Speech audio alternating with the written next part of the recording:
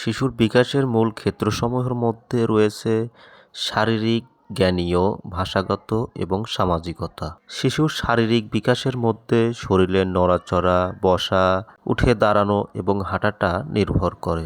জ্ঞানীয় বিকাশের মধ্যে রয়েছে তার চিন্তাধারা, কোনো কিছু শেখা ও সমস্যায় পড়লে সেটা সমাধান শেখা। ভাষাগত বিকাশের মধ্যে ইশারা থেকে শুরু করে শব্দ তৈরি করা, শব্দের মাধ্যমে কথা বলা এবং বাচ্চাদের যখন সামাজিকতার বিকাশ ঘটবে, বাচ্চারা তখন হাসি করবে, ভয় পাবে, লজ্জা করবে, মজা করবে এবং বিভিন্ন মানুষের সঙ্গে খেলাধুলা থেকে শুরু করে শিশুদের সঙ্গে বিভিন্ন ধরনের খেলাধুলা থেকে শুরু করে বিভিন্ন পরিবেশের খাপ খাইয়ে নিয়ে মানুষের সঙ্গে মিশতে শিখবে এবং শিশুর এই বিকাশের ধাপসমূহ 0 থেকে 3 থেকে 5 বছরের মধ্যেই সম্পূর্ণ হবে ইনশাআল্লাহ।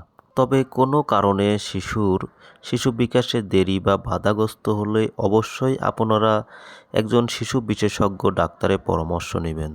ধন্যবাদ।